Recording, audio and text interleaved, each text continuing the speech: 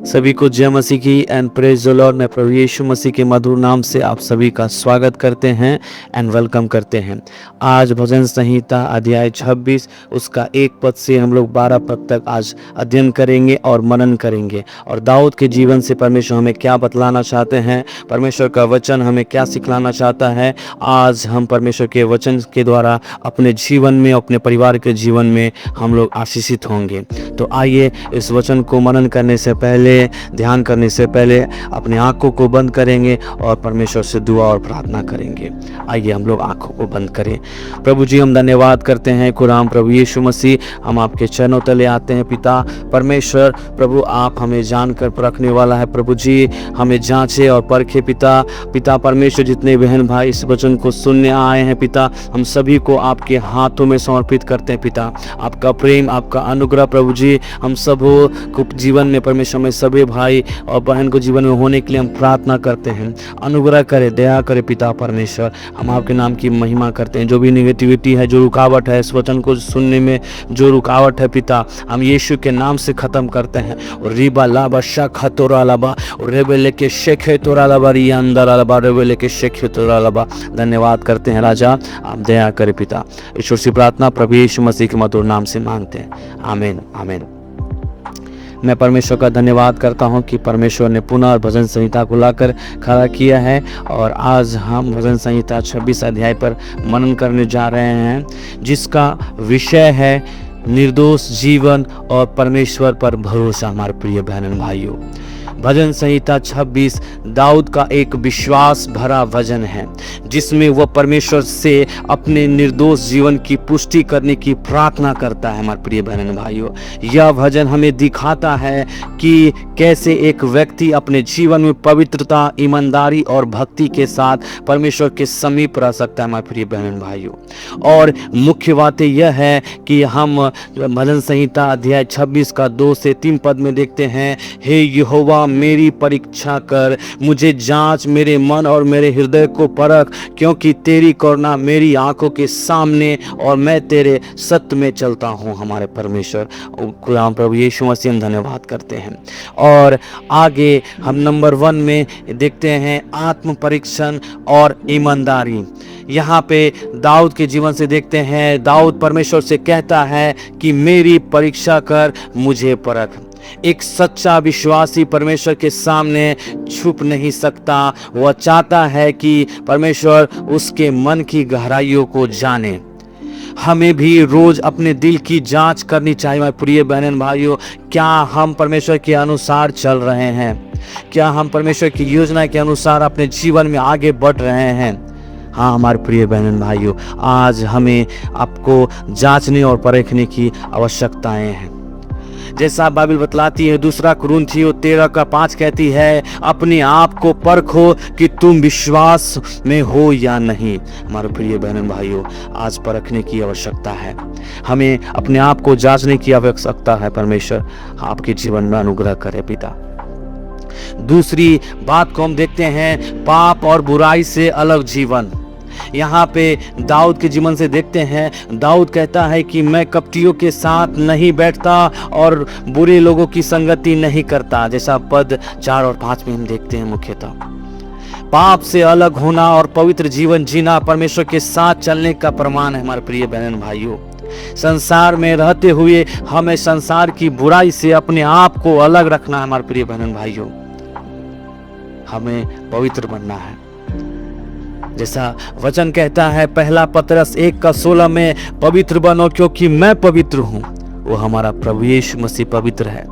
और हमारे प्रिय बहन भाइयों, हमें और आपको परमेश्वर के जैसे पवित्र बनना होगा। और तीसरी बात को देखते हैं, परमेश्वर के भवन से प्रेम। हाँ हमारे प्रिय बहन भाइयों, दाऊद कहता है, हे यहोवा मुझे तेरे भवन के निवास से प्रेम है। जैसा पद 8 में हम देखते हैं।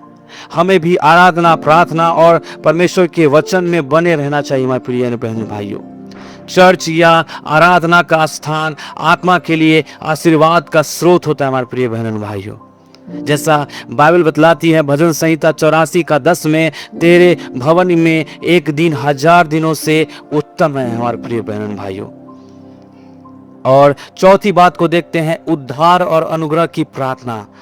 हमारे प्रिय बहनों भाइयों, दाऊद अंत में कहता है, हे यहोवा मेरा उद्धार कर और मुझ पर अनुग्रह कर। हमारा जीवन पूर्णतया परमेश्वर के अनुग्रह पर निर्भर है। जब हम कभी गलती करें या डगमगाए तो हमें तुरंत परमेश्वर की ओर लौटकर उद्धार मांगना चाहिए। हमारे प्रिय बहनों भाइयों, आपको हमें परमेश्वर के समीप आना चाहिए। इफिसियों 2:8 में कहता है, क्योंकि अनुग्रह से ही तुम्हारा उद्धार हुआ है।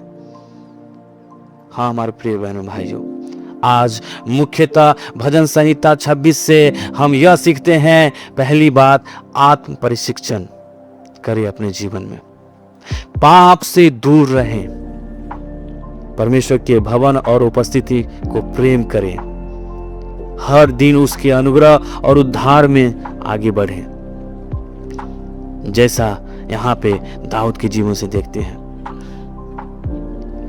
दाऊद जैसे मन बनाए रखे, जो कह सके कि मैं निर्दोषता में अपना मार्ग चलूंगा और यहोवा पर भरोसा रखूंगा। हमारे प्रिय बहन भाइयों, आज इस वचन के द्वारा आप जितने बहन भाई सुन रहे हैं, सबों के जीवन में परमेश्वर आशीष करने पाए। आइए हम लोग प्रार्थना करेंगे ताकि परमेश्वर इस वचन के अनुसार हमारे जीवन में आशीष करने पाए। सभी लोग अपने आंखों को बंद करेंगे। हे प्रभु, मेरे हृदय को परख, मुझे शुद्ध कर, मुझे पवित्र जीवन जीने की शक्ति दे, और परमेश्वर मुझे तेरे अनुग्रह में स्थिर रहने के परमेश्वर अनुग्रह दे, ताकत दे। परमेश्वर आपकी सामर्थ्य दे पिता।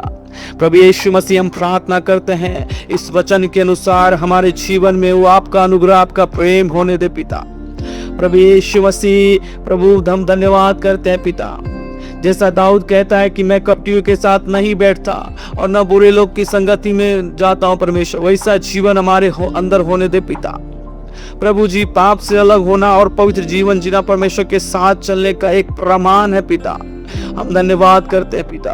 प्रभु यीशु मसीह, आपका वचन कहता है प्रभु पतरस 1:16 में पिता कि पवित्र बनो क्योंकि मैं पवित्र हूँ। हाँ परमेश्वर, आप जैसा पवित्र है हम लोगों को, प्रभु हमारे भाई बहन को जितने सुन रहे हैं पिता, सबों को पवित्र बनाए पिता।